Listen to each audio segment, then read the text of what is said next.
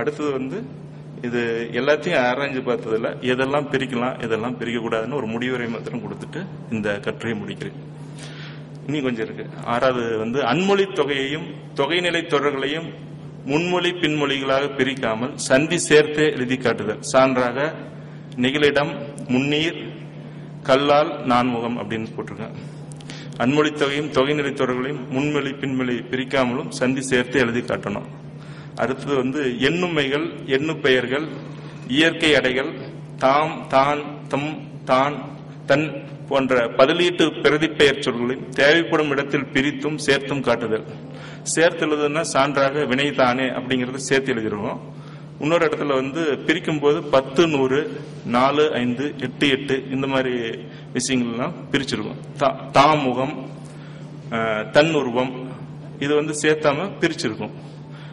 எண்ணு பெயர்கள், இந்த மாதிரி இயற்கை அடைகள் இந்த மாதிரி வர்றதுல சிலது வந்து பிரிச்சும் சிலது வந்து பிரிக்காமல் எழுதியிருக்கும். ஒரு சொல் நீர்மையாக பெயர்பட வருவற்றை பொருள் கருதி சில இடங்களில் பிரித்தும் சான்றாக கரி உரி, புலி உரி, பிரம்மன் தலை. சில இடங்களில் சேர்த்தும் எழுதல். சான்றாக பிணி இல்லாதவர், மதி இல்லாவர் அப்படிங்கறத வந்து சேர்த்து எழுதியிருப்பாங்க. அடுத்தது வந்து என்று, என போன்ற எச்சங்களும் தோறும் என்னும் இடைச்சொல்லும் தான், தாம் என்பன போன்ற அசைகளும் பகுதி பொருள் விகுதிகளும் சேர்த்து எழுதப்படுதல். சான்றாக என்று, ஓம் என, நாள்தோறும், வினைதானே, அறிவை அவள் அப்படிங்கிற இடத்துல வந்து எல்லாம் சேர்த்து போட்டிருப்போம். காதலர் தமக்கு இதெல்லாம் வந்து சேர்த்து எழுதுறோம். இது வந்து பிரிக்கிறது இல்லை. களிற்று, வயிற்று, ஆற்று, அறிவுண, அழலுண்ண போன்ற சொற்களையும் இரட்டை கிளவிகளையும் அடுக்கு தொடர்புமான சொற்களையும் சேர்த்து எழுதுறது. அதாவது பல பல, நடுநடுத்து என்று சேர்த்து எழுதணும். இரட்டை கிளவி மற்றெல்லாம் வந்ததுன்னா. அடுத்தது வந்து கொல் யானை, விரிகதிர் போன்ற வினைத்தொகைகளை பிரித்தும் குடிநீர், ஊறுகாய் போன்ற சொற்களையும் செய், உன், ஆடு, விடு, கொல், படு, ஆரே, ஆக, ஆகி, ஆய், ஓடு, ஒடு என முடியும் வினை அமைப்புகளையும் சேர்த்தே எழுதுதல். சான்றாக அறம் செய், புனல் ஆடி, புலிகுல். இந்த இடத்துல எல்லாம் நம்ம சேர்த்து எழுதுறோம். சில இடத்துல பிரிச்சு எழுதுவோம். இந்த மாதிரியான விஷயங்கள்லாம் வரும்போது சேர்த்து எழுதணும். இந்த கட்டுரையோட முடிவுரைக்கு வந்துட்டோம். முடிவுரை வந்து மேற்குறிப்பிட்டப்பட்ட சொற்பிரிப்பு நெறிமுறையிலிருந்து மொழியியல் அடிப்படையிலான சொற்பிரிப்பு நெறிமுறைக்கும் மரபிலக்கிய அடிப்படையிலான சொற்பிரிப்பு நெறிமுறைக்கும் வேறுபாடு உள்ளதை அறியலாம். அதற்கு காரணம் இரண்டுமே வேறு வேறு பயன்பாடுகளுக்காக உருவாக்கப்பட்டவை. ரெண்டுமே நம்ம ஒரு தொடரடை உருவாக்கும் போது 2 விதமான தொடரடைவு உருவாக்கி தான் ஆகணும். ஒன்று வந்து மொழியியல் அடிப்படையான பணிகளுக்கு ஒரு வகையான தொடரடைவையும் சொற்பிரிப்பு நெறிமுறைகளையும் கொண்டு வரலாம். இன்னொன்று வந்து மரபிலக்கியம் அப்படின்ட்டு வரும்போது அந்த இலக்கிய ஆய்வுகளுக்கு ஒரு வகையான பிரிப்பு முறைகளையும் பண்ணணும் அப்படிங்கிறது தான் இந்த கட்டுரையுடைய இது. மொழியியல் அடிப்படையான தொடரை உருவாக்கும் போது வேற்றுமை உறுப்புகள், எண்ணுமைகள், சாரிகைகள், 3000 போன்ற எண்ணு பெயர்கள், அளவெடுத்து வரும் சொற்கள், அன்மொழி தொகை, கூட்டு வினையச்சு சொற்கள், பகுதி பொருள் விகுதி ஆகியவற்றை பிரித்து கொடுக்க வேண்டும். ஆனால் இலக்கிய ஆய்வுக்கான தொடரை உருவாக்கும் போது மேலே குறிப்பிட்ட சொல்லுறுப்புகளை பிரிக்க தேவையில்லை. மற்றபடி கொல் யானை, விரிகதிர் போன்ற வினைத்தொகைகளையும் செம்மொழி, செங்கதிர் போன்ற பண்பு தொகைகளையும் அவ்விடம் இவ்விடம் போன்ற சுட்டுப் பெயர்களையும் சால, உரு போன்ற உரிச்சொற்களையும் மரபிலக்க அடிப்படையாக இருந்தாலும் மொழியியல் அடிப்படையாக இருந்தாலும் பிரித்து தருதல் வேண்டும். அதனால இப்ப வந்து மொத்தமா அந்த கட்டுரையை என்ன சொல்ல வரேன்னா, இது வந்து அதோட பொருள் வந்து சங்க இலக்கியத்துல நம்ம முழுதும் புரிஞ்சுக்கிட்டு தான் இந்த சொற்பிரிப்புல பண்ண வேண்டியது இருக்கு. தொகைகளா இருக்கிறதுனால எல்லாத்தையும் பிரிக்க முடியாது, எல்லா வேற்றுமை உறுப்புகளையும் பிரிக்க முடியாது. சில இடத்துல வேற்றுமை உறுப்புகளை பிரிக்கணும், சில இடத்துல பிரிக்க கூடாது. அதனுடைய பொருள் வந்து முழுமையாக தெரியாம பிரிச்சா அதுல வந்து பல சிக்கல்கள் ஏற்படும். ஒண்ணு. ரெண்டாவது வந்து நம்ம வந்து ஆய்வு வந்து மொழியியல் ஆய்வு பண்ணும்போது இப்போ திகிரியோனே அப்படின்ட்டு இருக்கிறத வந்து பிரிக்க கூடாதுன்னு சொல்றாங்க. அதாவது திகிரியோன் ஒரு வினை, அப்புறம் ஏங்கிறது ஒரு பார்ட்டிகல், அதாவது ஒரு இதா இருக்கலாம். அப்படி இடைச்சொல் அப்படிங்கறது வந்து மொழியியல் ஆய்வுக்கு வந்து இடைச்சொல்லோட பத்தி எல்லாம் நமக்கு தெரியணும்னா முழுமையா அதை வந்து ஏங்கிறத பிரிச்சதா தெரியும். நீங்க ஏங்க திகிரியோனங்கிறத ரெண்டா பிரிக்கிறீங்க அப்படின்னு கேட்டோன்னா ஒன்னும் பதில் சொல்ல முடியாது. ஏன்னா கணிப்பொறிக்கு வந்து அதுக்கு தெரியாது. கணிப்பொறியில கொடுக்கும்போது ஏங்கிற வார்த்தை எங்கெல்லாம் வருது அப்படிங்கறது தெரியணும்னா அது பிரிச்சுதான் ஆகணும்.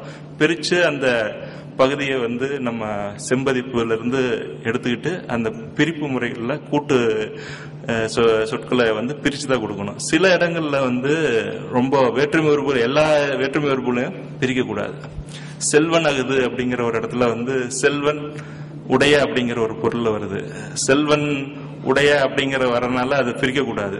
செல்வன் அகுதுங்கிறது ஒரு பகுதி பொருள் விகுதியா அது சேர்ந்துதான் எப்பவுமே இருக்கணும் அப்படிங்கிற ஒரு ஆய்வு வந்து இலக்கியத்துக்கு ரொம்ப உதவியா இருக்கும். அதனால அந்த இலக்கிய ஆய்வு பண்ணும் போது அதை பிரிக்க கூடாது. நம்ம மொழியியல் ஆய்வு வேணும். இந்த அகுது எல்லாம் அதுங்கிறதெல்லாம் எங்கெல்லாம் வருது அப்படிங்கும் போது செல்வன் அது அப்படிங்கறதையும் பிரிக்கலாம். அதனால இது வந்து ஒரு என்ன சொல்றது, இது வந்து இது பிரிக்கணும் இது பிரிக்க கூடாதுங்கிறது அது அவங்களோட தேவைக்கும் அவங்களுடைய வசதிக்கும் தகுந்த மாதிரியான விஷயங்களும் பயன்பாடு எது அப்படிங்கறத பார்த்து பிரிச்சுக்கணும். ஆனா சில நெறிமுறைகளை அதுக்காக வகுக்கணும். அதுக்கு பேராசிரியர்கள்லாம் இருக்காங்க, அவங்கெல்லாம் முழுமையாக வகுத்து ஒரு புத்தகமாக வெளியிட வேண்டும் என்று கேட்டுக்கொண்டு விரைவில் நன்றி, வணக்கம்.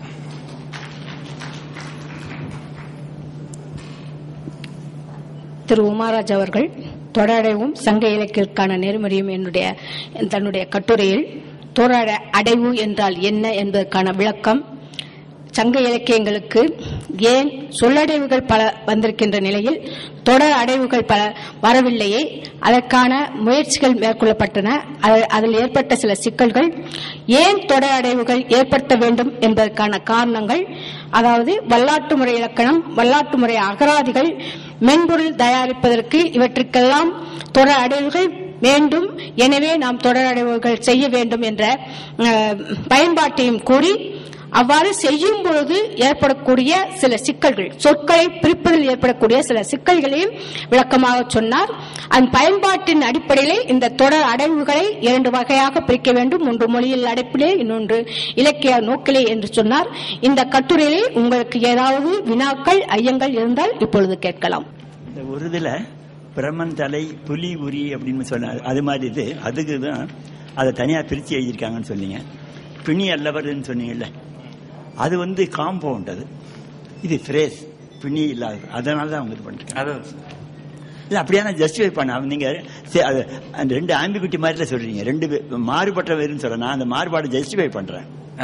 சரி சார், நீங்க சொல்றது அது என்னமோ தெரியாத பிரிச்சுட்டாங்க. அது 2 விதமான முறை இருக்குன்னு சொன்ன, 2 வித முறை. இந்த இதுக்கான இது பிணி அல்லவர் என்பது ஃப்ரேஸ், அது இது செயற்படுபடும், எது இல்லாதவர் ஒரு செயற்படுபடும், அது காம்பவுண்ட்.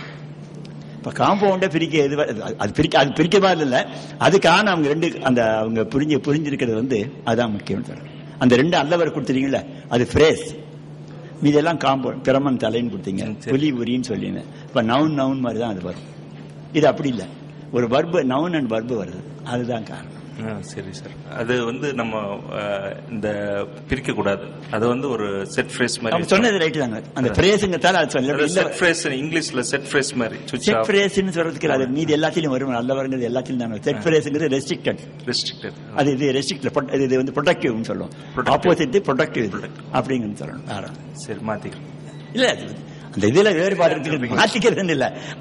அவங்க இருக்க சொன்னதுக்கு இன்னொரு வேறு அந்த ஒரு பாத்தத்தால வேறுபாடு தெரிஞ்சுதுங்க. சரி, மாதையன் சொல்லடைவுல இருக்கிற சில சொற்கள் வந்து மால்டன்ல இல்லன்னு சொன்னீங்க.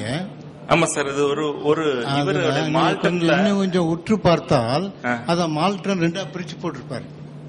இருக்கலாம். அப்படியே